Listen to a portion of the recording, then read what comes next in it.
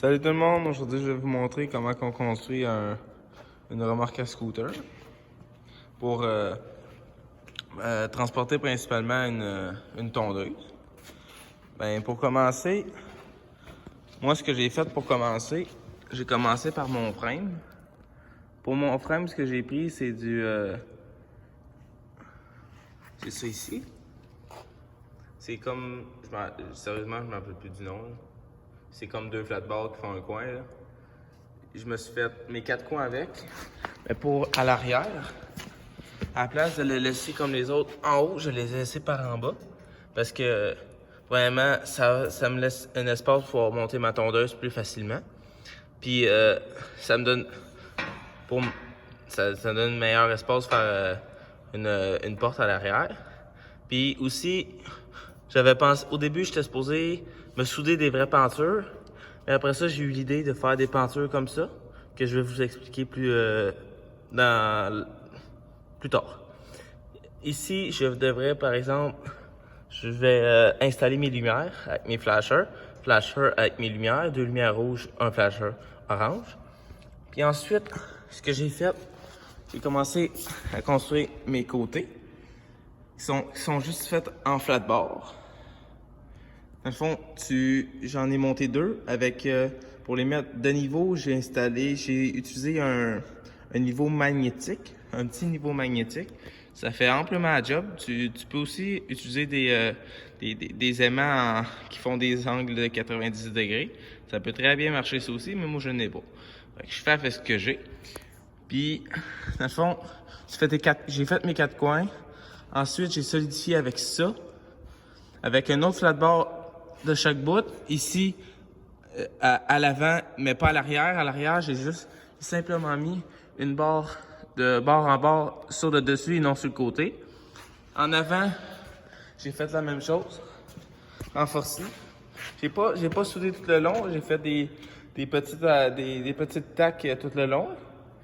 Puis c'est très important. En fait, ici, c'est pas des très belles soudures, là, parce que ma soudeuse était mal réglée, puis était pas en mode automatique, puis était genre dans le fond. Fait que j'étais bon de faire des belles soudures là, continue, fait que je faisais des soudures de main. Fait que mon père m'apprenne vraiment comment l'utiliser. Ensuite, ce que j'ai fait, j'ai solidifié le milieu de mon frame avec une autre flatboard. Après ça, j'ai installé ça ici pour pouvoir me botter une grosse botte pour ma roue. Moi, j'ai une roue qui est graissable, ce qui fait qu'elle va rouler très bien. Ensuite, ce que j'ai construit, je suis venu construire mon hitch, que j'ai utilisé 2 flatboards, que j'ai placé le plus asymétrique là, possible. Ouais, c'est ça le mot.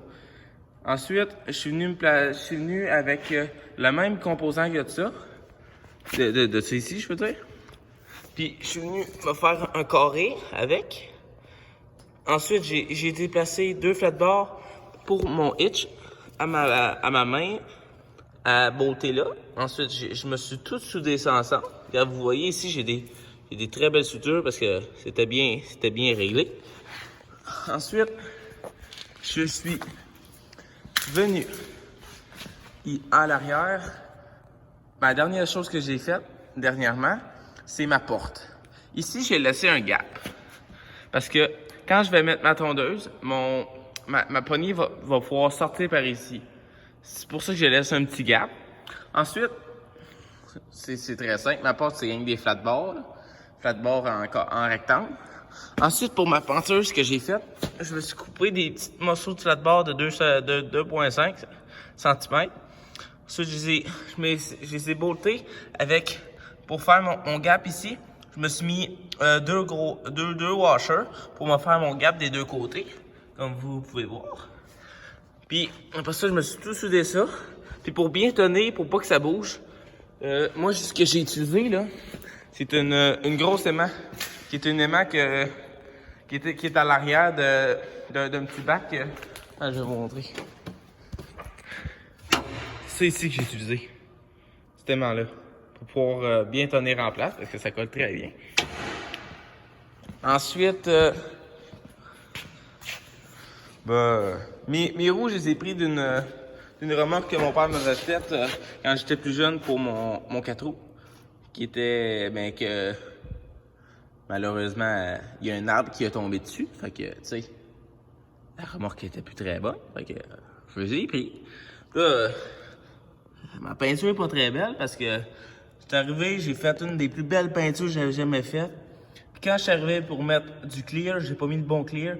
Puis ce que ça a fait, c'est ça a fait tout granuler ça. En fait, ça, pour ça, c'est la graisse qui est dans mes roues. Ça m'a tout fait peler dégueulasse mes roues. Fait qu'il va tout falloir que je recommence. Mais comment je vais tout et bien faire? Moi, ce que j'utilise, c'est une machine à sandblast comme ça ici, là.